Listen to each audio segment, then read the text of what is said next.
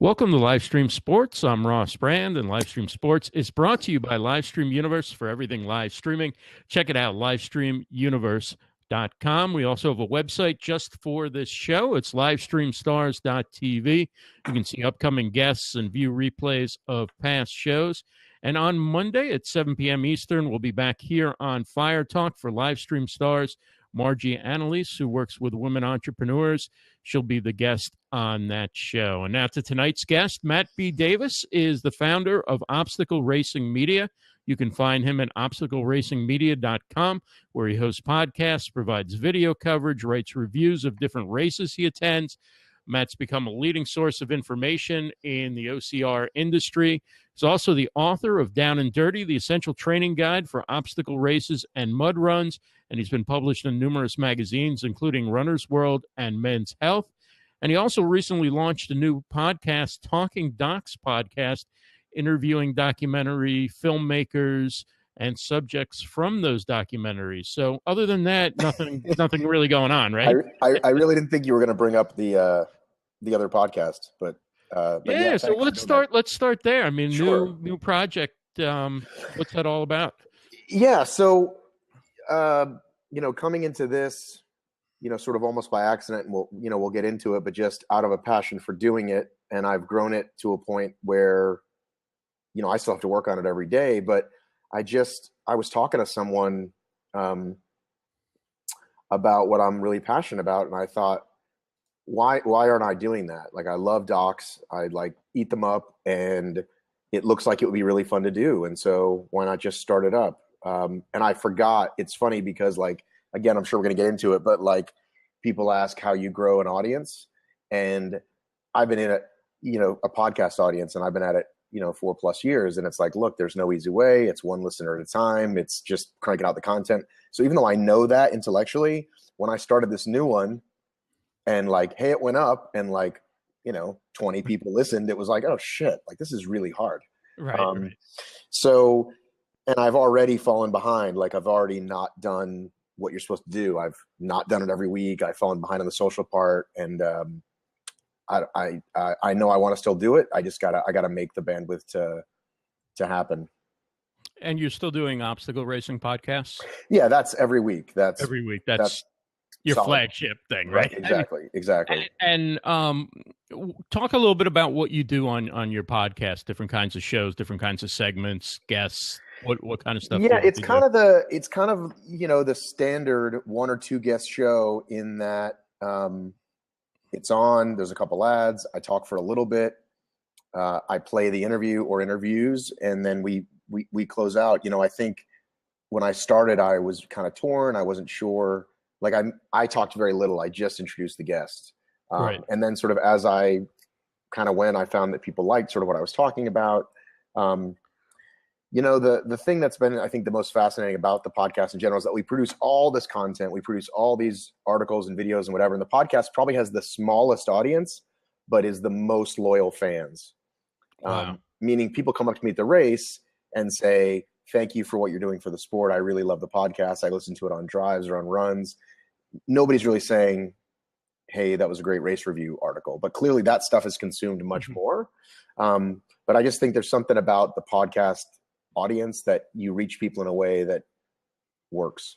There's that connection through audio for some reason. People feel like they really get to know you, and it becomes like a familiarity, right? They want to hear the next one. They want to hear what you have to say each week. And,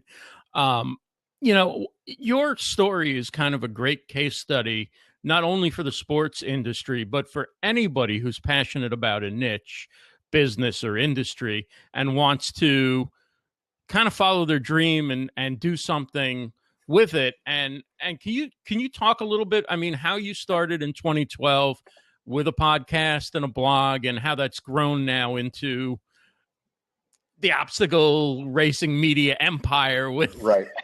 Well, I'm going to all the different things that you do. Sure. I'm going to preface this by saying that I don't worship at the shrine of Vaynerchuk, but I do subscribe to most of his philosophies. Mm-hmm.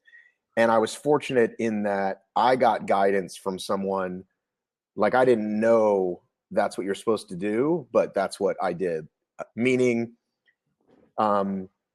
Well, let me just back up even more. Like how he talks about, get in the communities, have conversations. Don't just ask everybody to share your shit, actually be a part of the conversation. So I was doing that because I loved these races, right? I was at the races every weekend. I was in all the Facebook groups.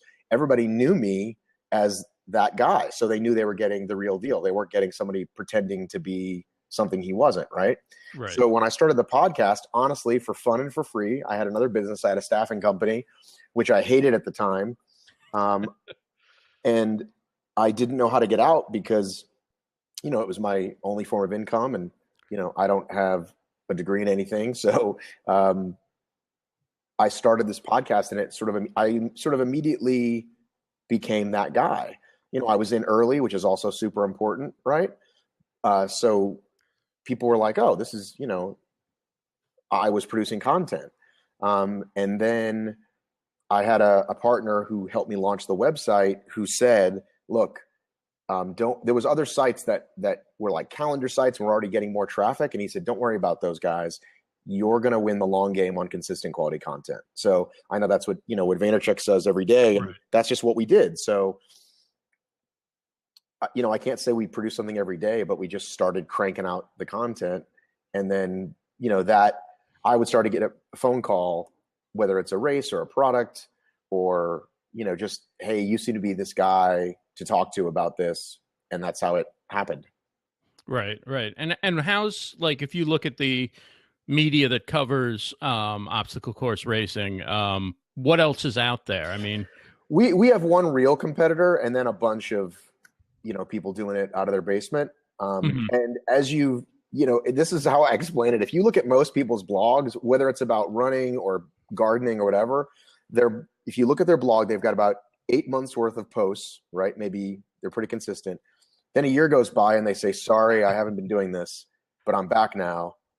And then you never hear from them again. Like that's most people's experience, right? So there's been like I said, we've got one main competitor, but I think we're 10 times better than they are. And then a bunch of other folks that, say, hey, we're going to be the number one news site and we're going to give you discounts and we're going to do whatever. And that's fine. They can do that. I also got some really good advice from a guy in the ultra running space. I don't know if you've ever heard of a website called I Run Far, but they're sort of what we do for ultra running. And I called him early on and said, what do you do about competition? He said, Matt, there's been so many that have come and gone since we started. We just have our head down and we just plow ahead. And that's kind of how we've done it. So you just keep showing up and putting out good content, and most people don't have the staying power really to dive in fully to produce maybe content of that quality, but they also just hit a wall and they go, okay, I don't want to push forward anymore. Or I got too much else. They're not going all in on it. They're going, okay, this doesn't seem fun this week anymore like it did when I started, so I'm going to quit. Or I'm going to take a break, and then they come back because they feel guilty, right? Right.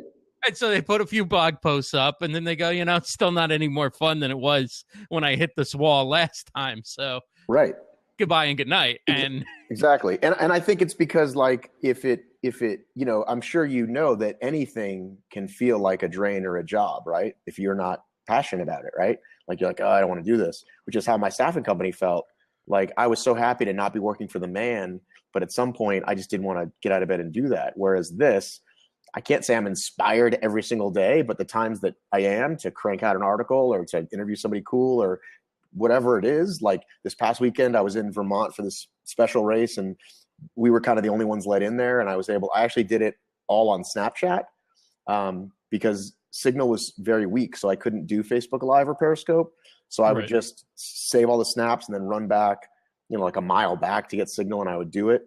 And so I think the other thing that happened is that there's been a few things that we got known for. So when no one was there's these big events that happen throughout the year, and we were the only ones there covering them. Now there's a bunch, but we were the first ones, and people would like literally say, like there's this 24-hour event. This is a Tough Mudder shirt. There's a 24-hour event called World's Toughest Mudder. And people would be tweeting at me like, please find my dad, find my cousin. And if I could, I would. And then when it was over, people would be like, that was amazing. We loved your coverage. So we got known for that. And then we also wrote a couple articles that had some teeth to them, a little investigative journalism. and we weren't afraid to call somebody out. And that, you know, that also brought people our way. Like, wow, these guys aren't afraid, and they're, you know, willing to go where other people aren't going. So from when you started, how long did it take until you made your first dollar doing this? And then how long until you said, okay, this can really become my day-to-day business? Like I can eventually get out of the staffing field. Well, it's interesting because the staffing thing I sort of sold just as this was taking off. Mm-hmm. So, you know, that I was trying to think about that because I figured we'd talk about this. Like, how many months before I said to my first client, like, do you want to advertise with us? Like, I think the podcast was the first thing I said, like, hey, for $250, we'll mention you every week this month on the podcast. I think that was after maybe 6 months. And then I would do, I drove for Uber for a while when that money was decent. And then literally probably about a year and a half ago, I finally stopped doing all things and just focused on this. But it was bringing an income along the way. Right. And so now that you've built things up, where did you start adding video to the mix? You know, you're podcasting, you're blogging. When did you start bringing video into the mix? Well, I feel like I really lucked out because most of the people that work for us, you know, work for like free races because I can't pay them. And there was a guy who was putting on his GoPro and making these fun little videos. But he was doing it a little bit better than most. Like most people, if you Google Tough Mudder right now, you're going to find a GoPro, like shaky GoPro, really loud, horrible music, and it goes on for 27 minutes. And so this guy, Jeff, was doing his own. And I said, would you like to do some for us? And he became slowly but surely part of the brand. Like the kind of videos we do had a certain feeling, had a certain personality. And I don't think you can fake that stuff. You know, again, it's the Gary Vee thing about just consistent and it's quality and people know they're getting a certain thing. And now, and we were doing a ton of them for free. And now we finally feel like with the kind of traffic we get, now we can like sell that. Like, hey, you want to sponsor a video, pay us X amount and we can put your titles at the front. We could probably do some pretty organic, you know, if it's a sock, we could show somebody putting on the sock and it wouldn't look too cheesy. You know what I mean? Right. What kind of coverage do the events themselves get? Do they get media coverage? Are they ever broadcast? So Spartan right now has 2 shows on NBC. They have a regular show, which I think they show on NBC Sports, and they just started this sort of wacky game show almost version that follows American Ninja Warrior called Spartan Team Challenge. But it's, you know, there's no like the AP isn't picking up results on the weekend, right? Right. And hey, you're welcome, Dan. And even those that are in the sport, and this is always a big question about our sport, is who are you advertising to, right? The 95% of people who are just getting off the couch and goofing around, or the 5% that want to compete, right? So when we blast out, hey, you know, I can name people you don't know. Ryan Atkins beat Hunter McIntyre in a race. There's a percentage of people that are like, wow, that's awesome. And then people are, you know, like, well, I don't care about those guys.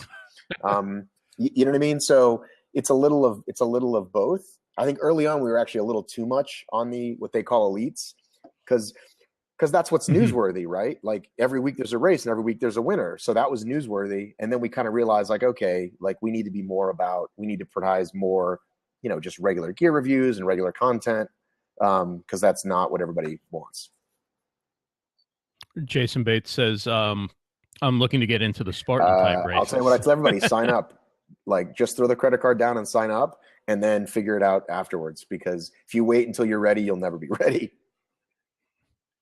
And how much of your content is like how to train, how to get an edge on the competition? You know what's interesting is that I feel like we didn't do that. We still don't have a lot of that, and it should be. First of all, it's really good for search, right? What's the best races? What's the best gear? I'm laughing at Jason's comment. Jason, I'll get into that in a minute. I think that's most people's excuse, and I can show you pictures of, you know, war veterans without limbs. I can show you videos of people who are, you know, morbidly obese who get out there and try. So don't wait. We can talk about that later. But anyhow, there's a lot of basic stuff that we didn't do that if I had to start over again, I would have. Because like when I wrote a book, which I got asked to do eventually, like that's got tons of articles or information like that the website should have. Like we just got a calendar. Like a calendar is the kind of most basic thing that everybody does, and we did that last. But it would have brought more traffic our way earlier. But I'm still glad that we focused on what we focused on. So now, what do you see like in terms of growing? Like, what do you see? What's next for you? You mean like the sport itself, or for you in terms of your coverage, right? Because you started in 2012, going into say by the time we get to 2017 or 2018, like what's your dream as far as, hey, how big can we build this, or what kind of coverage don't we have now but we could add as technology improves? What's something that's like your sort of stretch honestly, goal at this there? point, it's pretty simple. It's buy Jeff a nicer camera. You know what I mean? Because there's only so much we can do with limited funds, right? And that's why sponsored content, I think, is such a big way to go for us on the video, because we can start taking that and putting that towards investing in, like, because honestly, if you look at what we've done with what we have, it's pretty impressive. And I think that's one of the biggest lessons. There's that famous blog. I forgot who wrote it, but it's post now, edit later. And that's the biggest thing I would say. And I think, again, that's another thing Gary says, just keep cranking it out. Because if you go back to my early podcasts, I use that god-awful Blog Talk Radio, which I'm sure you're familiar with. And it sounds god-awful, but I started with it. I didn't know anybody. Dude, I didn't even know, like, how to use Libsyn. I didn't know there was a Libsyn. I was like, oh, I can call in and it'll work. Great, I'll use that. And then even after, there's things I learned about editing, even the audio, that I've learned this year that I didn't. In my fourth year, 180 episodes, I probably should have learned it sooner. But yeah, just keep cranking it out and don't wait till you have the perfect camera or the perfect equipment. Right. Jason asked, does a resistance mask really work? Or so help funny for you training? asked, Jason. We just launched, and I don't know, do you do show notes after this, or? Yeah, you can send me whatever you want, Sure, like links or anything. Put up a series of articles where, and this is one of those things people like us for, that we had the guys on and debunked it and or questioned their methods, and they reached out to us afterwards and said, we want to move away from this. We'd been moving away from it, but I think we sped it up a little bit. It's funny you use the term resistance mask. So they were calling it the elevation mask, and they're not anymore because it has nothing to do with elevation. It can help with certain types of breathing. And I forget exactly what those things are, but it definitely will not simulate you being at a high elevation. They may have already changed. Let me see if they changed their website really quickly, because that'll be really cool if they already changed it. So Jason said Blog Talk audio sucks. Yeah, I had the same I mean, problem. it's really yeah. But you know what's interesting? But the thing is, you got started and then you changed course a little bit along the way, rather than waited until you perfected your knowledge of everything. And so you were already building momentum, building an audience, and improving your technique, so that when you went to a higher quality platform, when you upgraded your equipment and all that stuff, you already had something going, right? You weren't starting from zero with like the perfect setup. And that's what somebody else called, this is an old saying, ignorance on fire, right? Just, I want to do this, I don't really know how, and I'm just going to do it. Again, I hadn't read that blog, but when I read that blog, post on it later, it made total sense to me. Jason says, seems like the resistance mask. Right. Well, people like have said a lot of asthma. things. People said it's like drinking through a straw. It's like breathing through a kazoo. Wow. And one of the things I liked from looking at your reviews and different stuff is, and I think this is a mistake a lot of people make, is when they try and cover like a niche industry, particularly one that doesn't get the coverage that football or basketball, baseball gets, they become a shill for the powers that be and the events and stuff like that. And eventually they they lose credibility. Whereas you will go very in depth into what you like and don't like, where the race turned bad, what was going on. Like, you're very, very credible, and I think like long term that's the way to go, right? Because you're going to be trusted by your audience, as opposed to just, I'm here a salesman for the events and the products, and hopefully by doing that, then I'll get my sponsors, and one hand washes the other. So I like that. I'm impressed, because it's like you take a real, like, old school media approach, journalism approach to it in a way, rather than, okay, I'm just here to be an influencer, right. and get my sponsorship. It is a fine line, especially when it's a small company, because if I'm going to write an article about you that's not so flattering, and then the next day say, by the way, can I have some money? It's kind of weird, right? Wearing a resistance max into an oxygen bar. But yeah, again, it's what I think we do that no one else is doing is again a Vaynerchuk thing. Like, we're not playing for today, right? We're not like, so when people do things like that, they're playing for today. Oh, hey, Chris Strubb, what's up? And we're playing the long game, and it's tough to play the long game. And we've gotten flack like this. So there was the first article that sort of put us on the map there was this race called Superhero Scramble, and it was this nice race and everybody loved it, but the guy wasn't paying people. He wasn't paying his vendors. He was saying like, he wanted to be just like Spartan. We're going to pay the top winners, and he wasn't paying those people, and everybody knew it. And nobody was talking about it. And, I wrote a really long, in-depth piece on it, and I was really torn. I really wasn't sure what to do. And, my partner at the time said, we have to do it. And, hitting send on that changed everything, because half the people were like, oh my God, you're killing the sport. This is horrible. And half the people were like, way to go. And then a year and a half later, when he went out of business and left everybody hanging in the wind, it was kind of like, I didn't gloat about it, but I can internally gloat about it and know that we did the right thing. And there's been, a few other things like that have gone along. But I think that's what, like, consciously or unconsciously stays with people. Like, oh, I can trust this guy. Right. He's not just gonna, be a shill for the people. Have you been following the MMA stuff with Ariel? Are you referring to that at all? No, you talking to Chris or me? Oh, no, I don't really follow well, neither do I. MMA. But there was this huge hubbub because Ariel Helwani broke news, and they kicked him out of the event and said, how dare you? He's like, well, I'm a journalist. I'm not doing anything wrong. You didn't hear this thing? Okay. Oh, it was a huge deal. No, I didn't. And,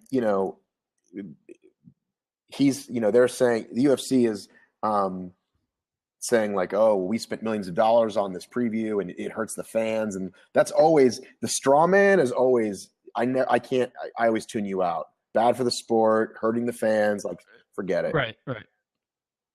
And here's the thing, though, too, about your article that had some controversy, right? Those that thought you took a great stand on it couldn't wait to see what you were going to do next. But probably those that didn't like your opinion probably also wanted to see what you were going to say next. And you still had a chance to win them over, right? Because they came back again a couple more times like, I don't like this guy. I got to see what crap he's saying now, right?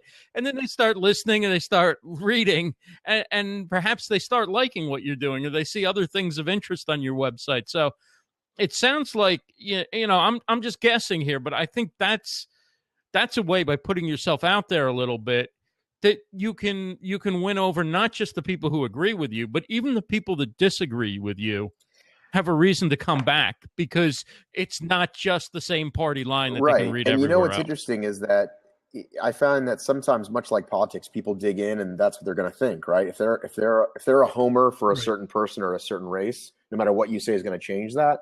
But interestingly enough, when people have messaged us, like private message the page, and I've responded, they've actually, like, I didn't think so, but they've actually turned around. It's weird. Like they'll say, I don't know, you use bad language and we don't like that. And then, like, I would explain why, like, that's okay. And if it's like, not blast them, but calmly explain, they can get their news somewhere else. And this is how we are. And I can't think of more specific examples, but I know there's been stuff like that where then people have gone, oh, okay, cool. Well, thank you for saying that. Because maybe they didn't expect us to write back. Maybe they thought if they just blasted us on social that we wouldn't write back. Right. So you take the hug your haters approach, as Jay Bear would Yeah, say. and sometimes they're just going to hate you anyway, right? They're still going to, like I said, they're going to, you're not going to convince them. So in the last year, like year and a couple months, I guess, since these different live streaming apps came on the scene, and then later on Facebook Live, and what role has that played in your business? So this is the kind of stuff I'd love to get your feedback on, and guys like Chris who are on here is when we all know that Facebook rigged the game so that if you don't pay, you're probably gonna get hurt, right? Like your just organic reach dropped, right? So yeah, and particularly if you have a page, they really want you to pay and to boost that even in stuff. the last few months, you've got to pay even more. Like now when you type in your little numbers, they don't go very high. So I'll answer your question about shoes in a minute, Jason and Chris. So I found Periscope first and found that if I launched a personal Periscope, I would get a lot more traction than my company. Because even though I have way more followers on the ORM side, because I kind of played with both, which is another question that we can get into about personal brand versus company. But on Facebook, it's the opposite. When I launch from our media page, unless we're at a specific event, it gets almost nothing. But my personal page, which I have a lot of, like I just hit the 5,000 limit, it seems to get lots of traction. So I was asking you about whether I think Periscope's going to go away, just from the basic concept of a lot of people don't even have a Twitter account, or they use it, or they have it, but they're like, yeah, I don't ever use that. Right. So everybody's got Facebook. The problem is everybody's already overusing it, right? Everybody's like, ugh, these stupid people in their Facebook Live cooking dinner. I don't give a shit. We're already there, and it hasn't even been that long, right? It's been less than a year. So I think, like I said, I snapped a whole story this weekend, and I then put it on YouTube. And YouTube videos typically are short, and they're good when they're short. But we put this whole thing, which ended up being 30 minutes of material. So when we're at these events, people love it because there isn't TV. And so they go nuts when you're at the finish line of an event or at this 24-hour events. Periscope was huge last year. It's going to be interesting to see how it goes with Periscope or Facebook.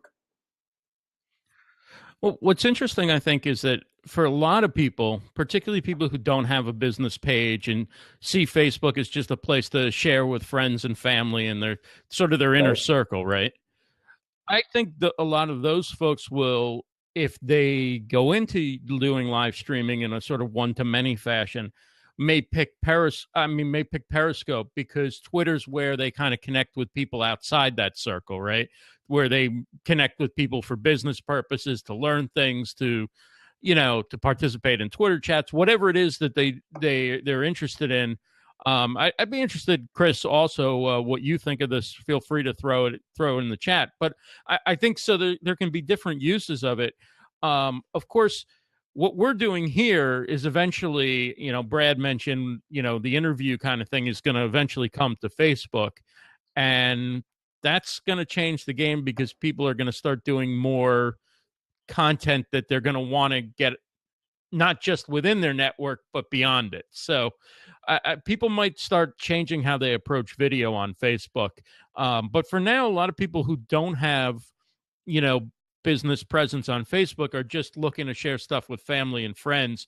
And so I think for them, there's still a use for a platform like Periscope. Well, I mean, Twitter. At the end of the day, I think you got to be interesting to watch, and some people are not interesting to watch. And unfortunately, everybody thinks they're funny. Everybody thinks they're good and bad. Everybody thinks that they're interesting to watch.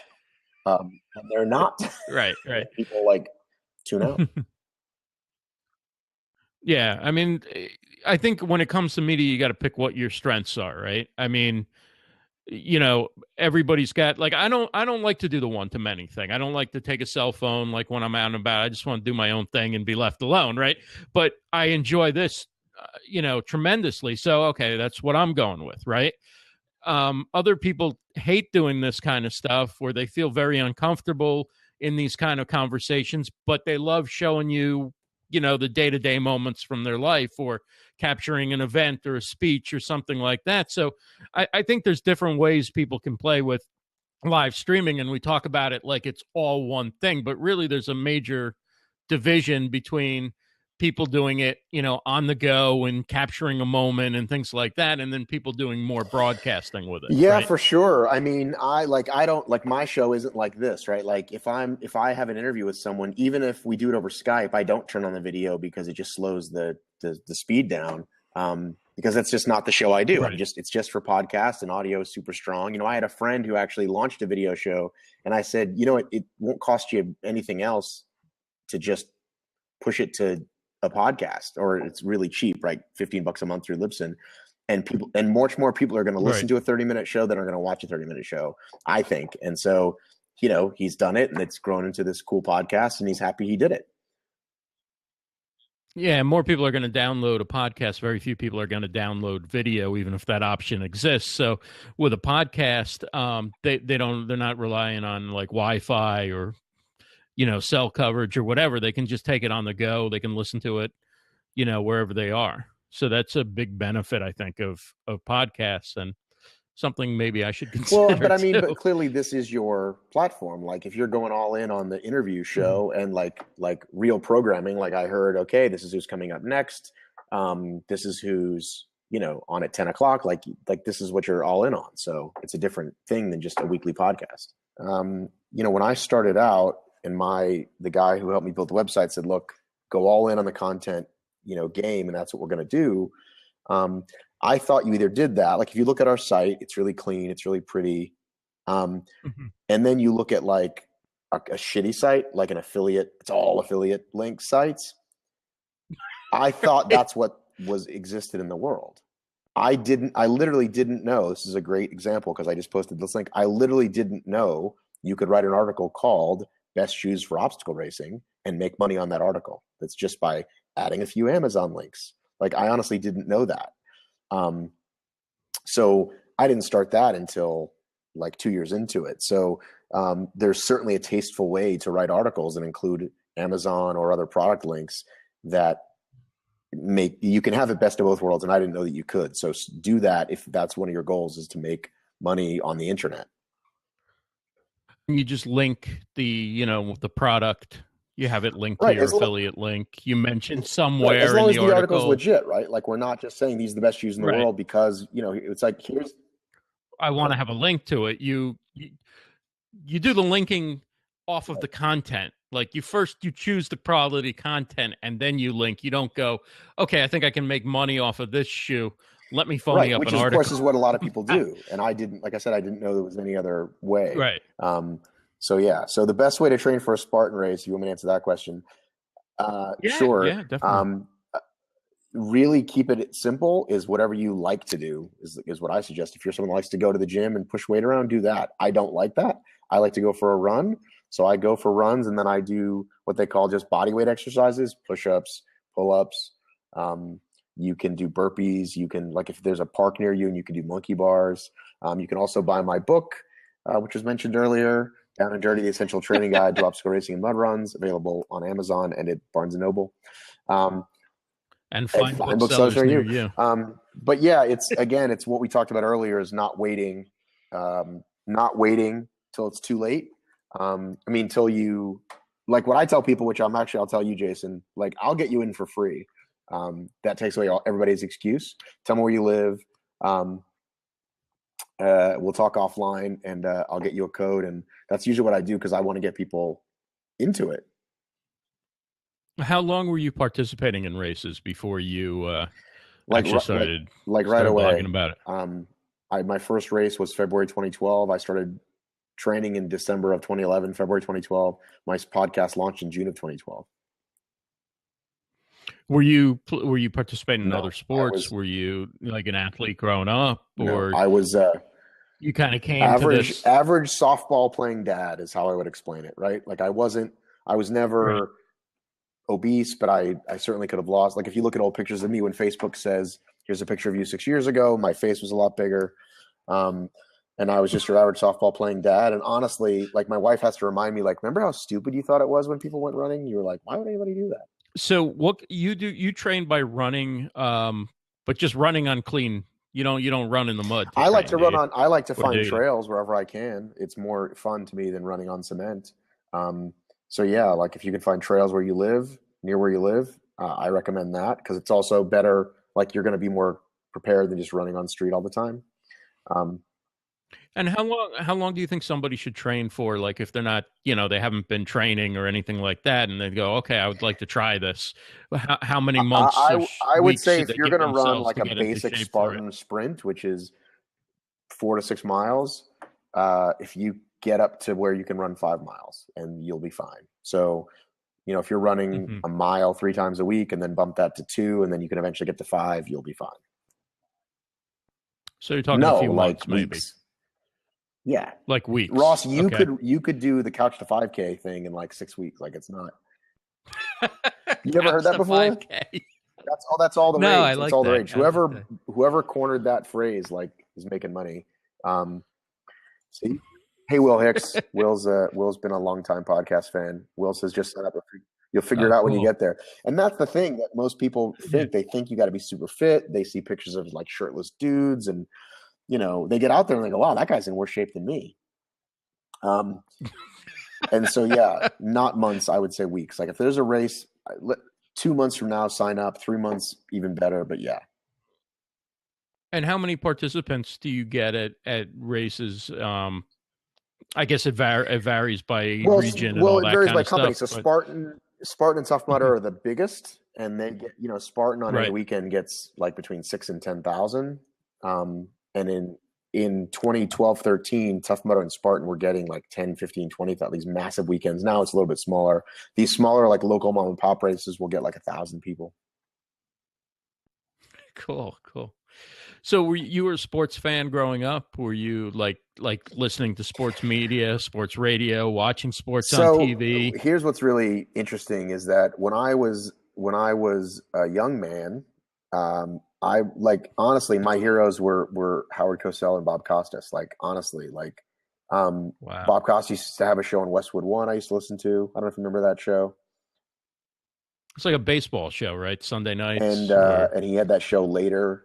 Um, right, uh, right. and I kind of like that's what I kind of like. I thought that's what I would be as a sportscaster. And then I got into stand up comedy in my 20s and early 30s and did that thing for a while. Oh, nice. Um, so this kind of is like my boyhood dream come true, like the long way around. Um, Hmm. but like I didn't go to like broadcasting school and then work at a bunch of local stations, and like what would my life been like if I did do that? I don't know, because it went the way it went. But yeah, dude, like absolutely, like so NFL all the way, right? Like could tell you every Hmm. Super Bowl, every score, every MVP for a long time.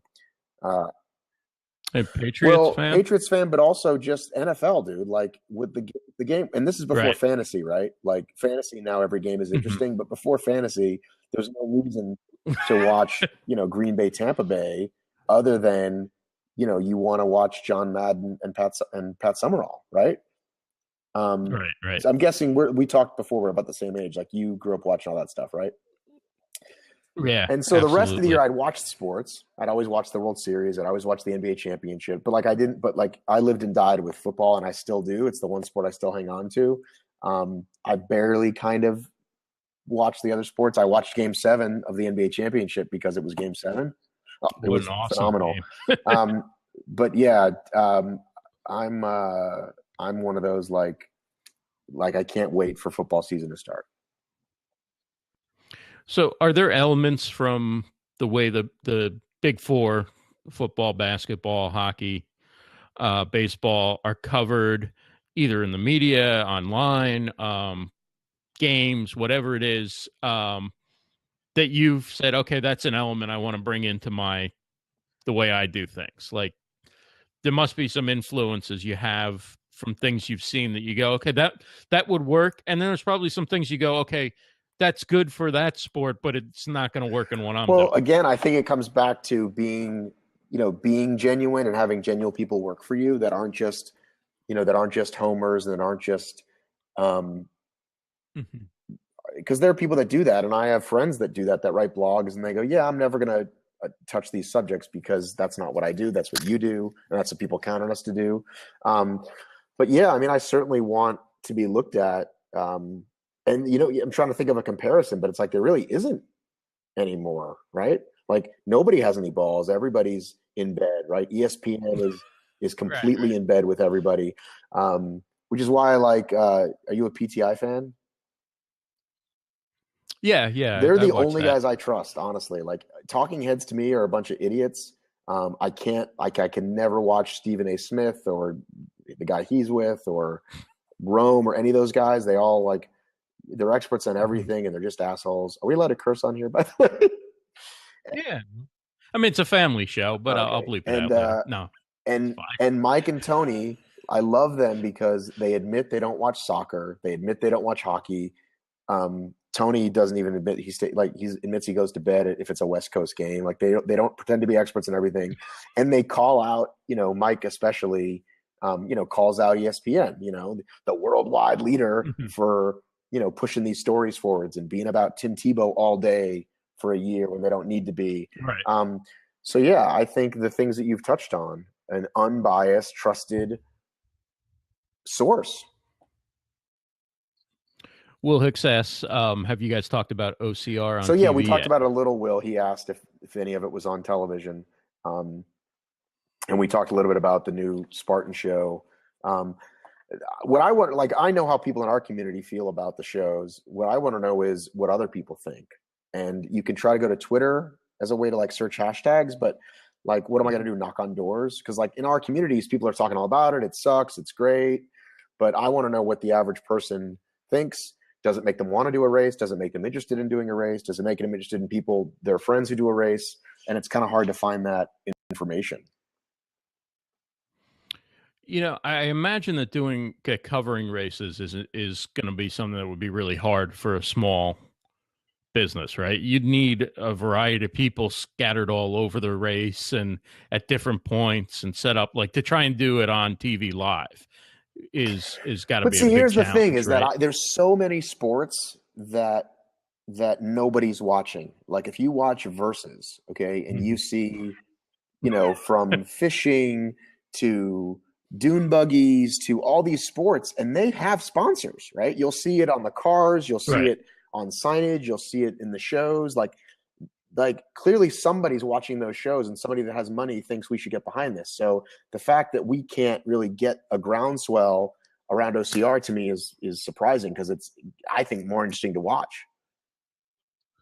But in terms of the logistics of broadcasting an event, like you would need a fair Right. Well, number you of need you people, need right? Like that's not something you can go out with Periscope and right. go, Well, you okay, need right. Well, here you they can use come. drones and you would use Right. gators. There was actually a great race called Hard Charge that were one of the first ones to get on TV. They were a little Midwestern company, the same guys that had launched these poker shows in the Midwest that did really well, and they got Mhm. on gators and followed them all the way around, and it was super cool. But it didn't pick up. Right, right. Is that something that you would consider doing at some point, Well, or I mean, I think you asked where I'd like to go.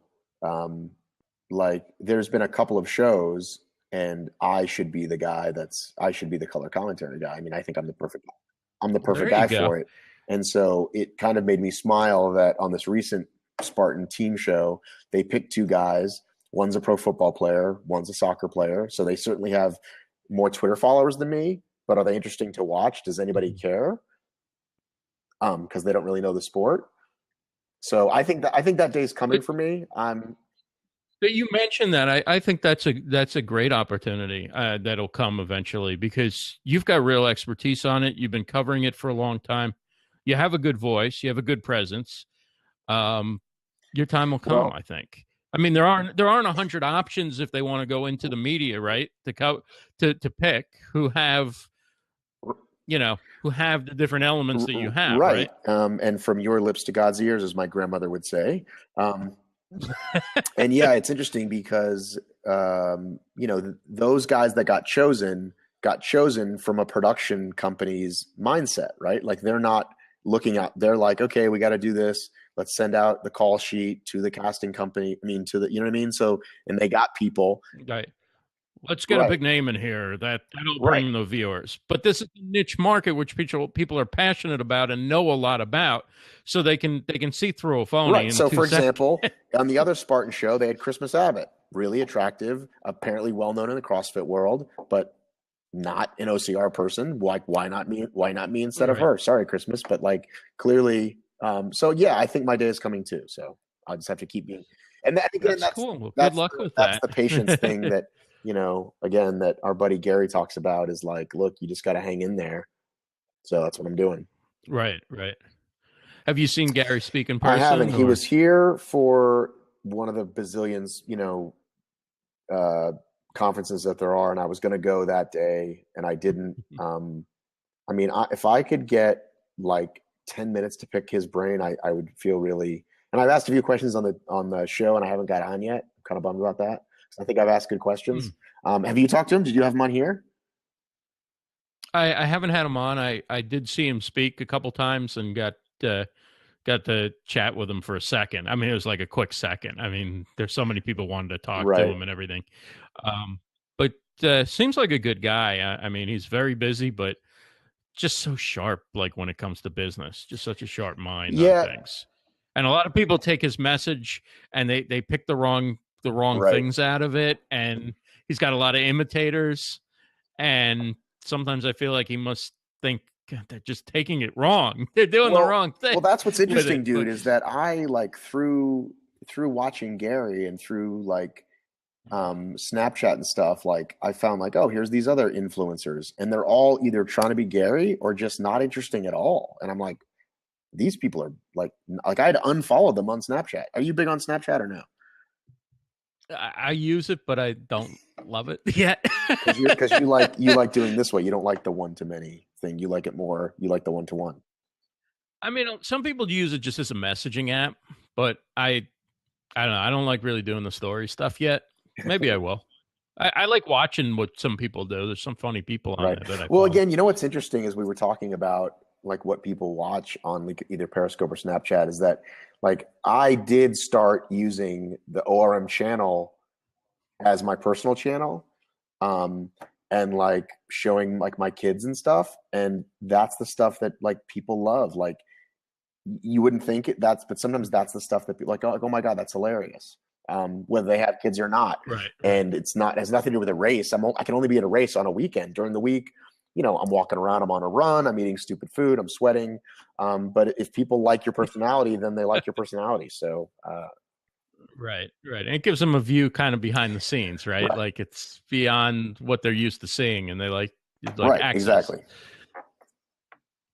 So, yeah, I'm gotta give it another chance, I think. But if, I'm not like gonna delete it, but I don't log in all the time. That's not the place to go to message me if you you want me to Yeah, check well, yeah, your and they message. disappear. So, like, somebody will write you back on a message, and I don't remember what the question was because it disappears. So, Right, so right. yeah.